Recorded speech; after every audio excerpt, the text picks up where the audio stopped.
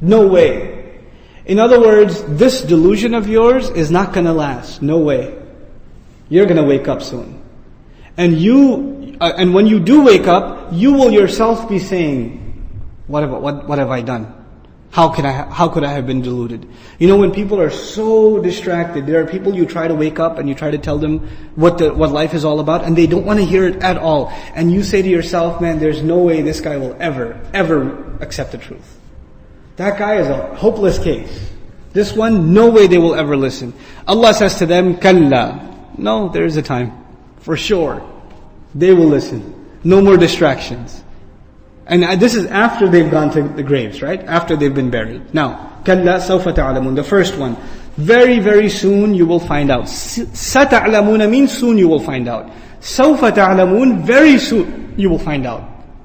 Meaning that your death is very, very close. It's not just close, it's very close. And as soon as you die, you're going to find out. Ali radiallahu anhu used to say, An-nasu niyam. People are sleeping. He says, people are sleeping. And when they die, they wake up. They die, they wake up. This was his comment, radiallahu anhu, in regards to this ayah. So we find, Kalla sawfa ta'lamun, soon you will find out. Find out when? You'll find out when you go to your grave. Man, what have I been busy with? What should I have been busy with? You'll find that out pretty soon. As soon as one goes into the grave and the questioning begins, you realize how messed up you have been. That's the first one. Then he says, ثُمَّ كَلَّا سَوْفَ تَعْلَمُونَ. Then again, ثُمَّ كَلَّا سَوْفَ تَعْلَمُونَ. Some ulama comment, the second ayah is not just for emphasis. The first one is for the questioning in the grave, when you will realize how messed up you were. The second one, soon you will find out, is when you come out of the grave, when the day of judgment begins, and all of your deeds are taken out, and the whole scrolls begin. Then you will really realize how distracted you had been. The full record. And the second record is more comprehensive than the first record. In the grave you're questioned, but not thoroughly. But when you come out on the day of judgment, how are you questioned? Thoroughly. So the second questioning is more powerful than the first, which is why the second ayah has thumma, making it more powerful. Thumma is akad. It adds tafkhim, it adds tahweel, it adds emphasis, it adds terror, and it adds comprehensiveness to the phrase.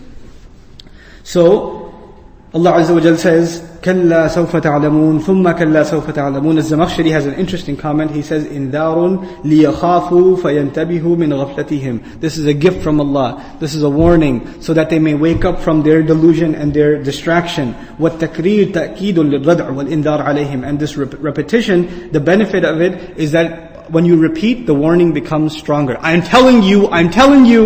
When you do that twice, what happens? The one listening is really warned. You know, if you really want to stop your kids running into the parking lot. Stop. You don't say it once. How many times do you say it?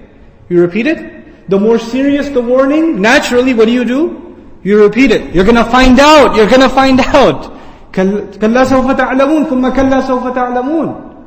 The repetition of it actually adds to the state of urgency and the style of warning that Allah Azza wa Jalla is communicating.